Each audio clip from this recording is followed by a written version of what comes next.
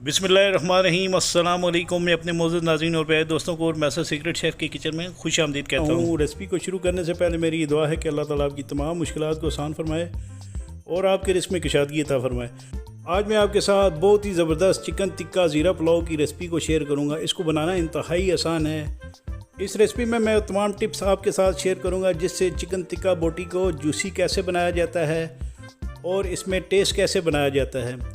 और इस रेसिपी में मैं उन तमाम मसालों का इस्तेमाल करूंगा जो आपके किचन में मौजूद हों। बस आपसे मेरी एक ही रिक्वेस्ट है, अगर आप मेरे चैनल पर नए हैं तो प्लीज़ मेरे चैनल को सब्सक्राइब करें, वीडियो को लाइक और शेयर ज़रूर कीजिएगा।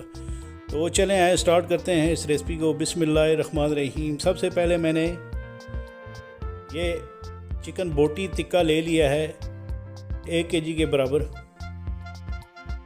इसके बाद आपने इसके अंदर 1/4 कप के बराबर जो है लेमन जूस डाल देना है।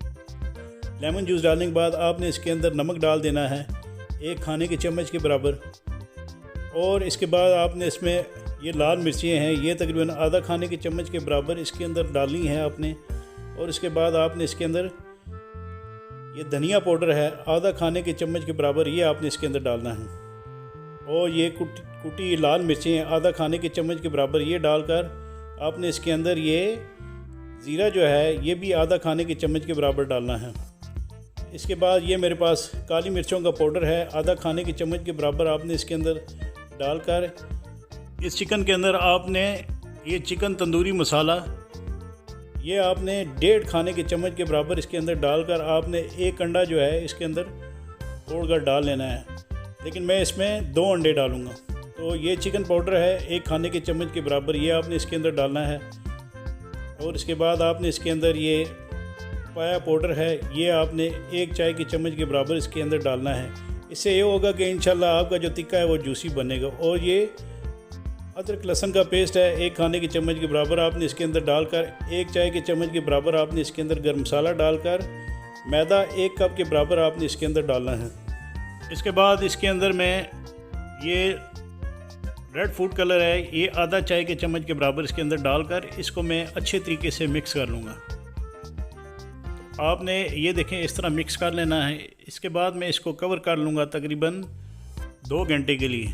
आपने इसको 2 घंटे के लिए रख देना है। इसके बाद मैं ज़ीरा पुलाव बनाने के लिए एक पैन में आधा कप के बराबर ऑयल डालकर इसको गर्म करके इसके अंदर 1 कप के बराबर चॉप किया प्याज डाल लूँगा। आपने इस प्याज को तकरीबन 2 से 3 मिनट के लिए सौते कर लेना है। इसके बाद आपने इसके अंदर अदरक लहसुन का पेस्ट है 1 खाने के चम्मच के बराबर डालकर आपने इसको थोड़ा सा ब्राउन कर लेना है। और आपने इसके अंदर तकरीबन 1 खाने के चम्मच के बराबर ज़ीरा डाल देना है। फिर आपने इसके अंदर पानी जो है वो तकरीबन 4 कप के बराबर आपने इसके अंदर डालना है। इसके बाद आपने इसको कवर कर लेना है और इतनी देर तक कवर करना है ताकि इस पानी में उबाल आ जाए। तो इसका कवर उठाकर जब इस पानी में जोश आ जाए तो आपने इसके अंदर ये 3 कप के बराबर जो चावल हैं जो मैंने तकरीबन 40 मिनट तक सोख करके रखे हुए थे पानी में, ये आपने इसके अंदर डालकर इसको कवर कर लेना है। और इसके बाद ये कवर हटाकर जब चावल कुक होने के करीब हों तो आपने इसके अंदर काली मिर्चों का पाउडर आधा खाने के चम्मच के बराबर डालकर इसको मिक्स कर लेना है।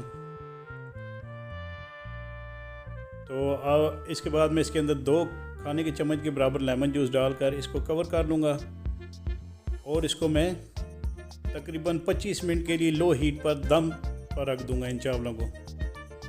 तो इसके बाद चिकन को फ्राई कर लूँगा मैं। चिकन को फ्राई करने के लिए मैंने 1 लीटर के बराबर मैंने तेल ले लिया है। और आपने इस तरह हाथ से चेक कर लेना है कि ऑयल गर्म हुआ है कि नहीं। जब ऑयल गर्म हो जाए तो आपने इसके अंदर इस चिकन के तंदूरी चिकन टिक्का के पीस डालकर आपने इन तमाम चिकन्स को फ्राई करना है।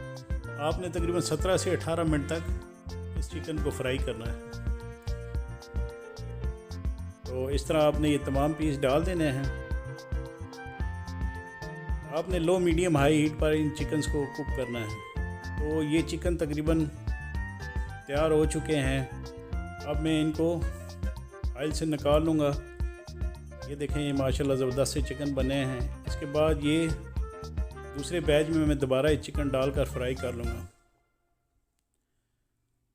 तो इनको भी मैं इसी तरीके से फ्राई करके निकालूँगा। तो इसके बाद मैं चावल को देख लूँगा 25 मिनट के बाद। तो इसका मैं कवर उठा कर ये देखें, माशाल्लाह ये ज़बरदस्त सी ज़ीरा पुलाव बने हैं। तो मुझे उम्मीद है कि इंशाल्लाह आपको मेरी ये बनाई हुई रेसिपी ज़रूर पसंद आएगी। तो इसके बारे में मुझे कमेंट्स बॉक्स पर कमेंट्स ज़रूर दीजिएगा। तो इसके बाद मैं इसकी प्रेजेंटेशन कर लूँगा। तो इसके साथ ही मैं आपसे इजाज़त चाहता हूँ। अल्लाह ताला आप सबका आमीन नासिर, जज़ाकुमुल्लाह खैर।